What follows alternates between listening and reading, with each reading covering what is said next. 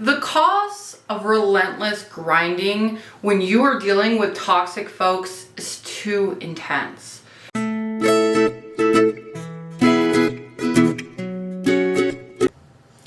Hello and welcome to my YouTube channel. My name is Louise Williams and I'm the founder and CEO of Empowerment Through Thought. We are a philosophical coaching service and we help survivors make sense of toxic people and rediscover who they want to be.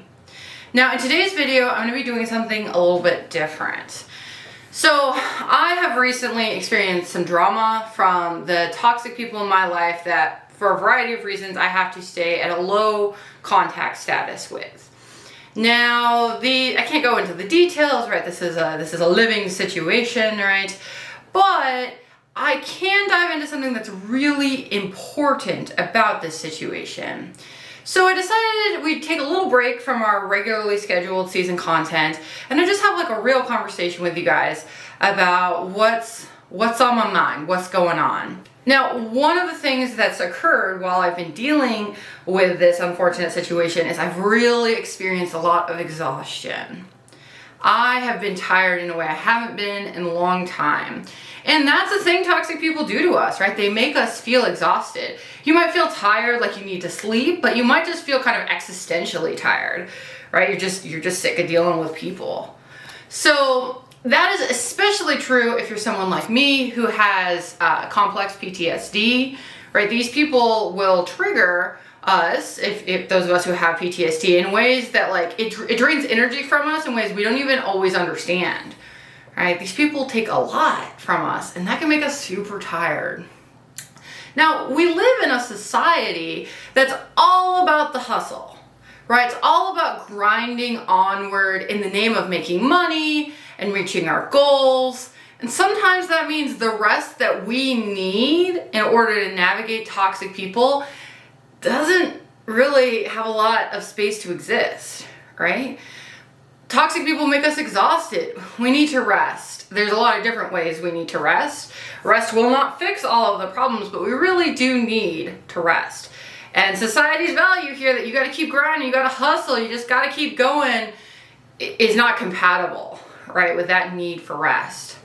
Showing up and grinding at full capacity to reach those goals is just not realistic every day, probably for everyone, but especially for those of us who have a lot of instability in our lives because of toxic people. The cost of relentless grinding when you are dealing with toxic folks is too intense.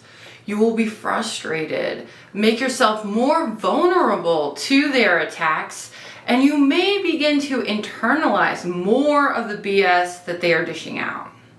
Like so many realities with toxic people, us survivors have to push back against the societal norms to relentlessly grind toward our goals.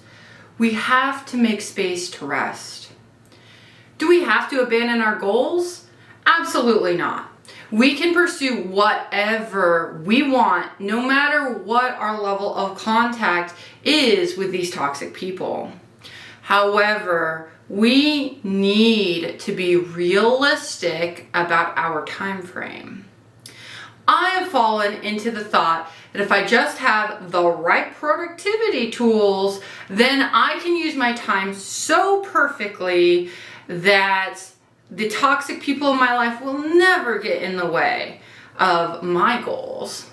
And while it is true that using your time effectively can mitigate some of the issues toxic people throw into our lives, into our goal achievement strategies, it's false to think a productivity strategy is going to help you avoid the extreme fatigue and distress that toxic people create. This past week, I was down in the weeds with some toxic people BS. I had to decide what was more important, my deadlines or my mental health. After years of choosing deadlines over well-being, I have become a firm believer in mental health first. So I took some time away from the grind. I had things I had to do. There will always be tasks that simply cannot be put off. But as much as possible, I gave my mind and my heart space just to exist. They both needed space to feel the feelings, and that stuff cannot be done while going full blast at the goal-crushing grind. Today, I'm back at my usual work pace. I'm still being gentle, so if I need to take some more space, I've identified a few places in this week's schedule where I can comfortably do so, but I am not panicking about everything that I have to do to catch up on. I am not filled with stress about all the things I should have done last week. Instead, I am happy that I managed to push back against yet another societal norm and truly prioritize what I needed in my journey through toxic people. And to be honest, I feel more at peace and better equipped to fight whatever comes at me this week than I have in a long time. If you are struggling with finding ways to prioritize your mental health among the chaos of toxic people, then I recommend checking out the recent video on my secret weapon against toxic people. It has some excellent ideas on how you can protect yourself against the chaos of toxicity. And if you are really ready to get the support that you deserve, I work one-on-one with folks, helping them make sense of toxic people while rediscovering who they want to be. In our next episode, we'll be back to our regularly scheduled season content. I'll be talking about an unspoken truth about surviving toxic people. Thanks so much for spending some time with me today, and I will catch you guys in the next one. Bye-bye.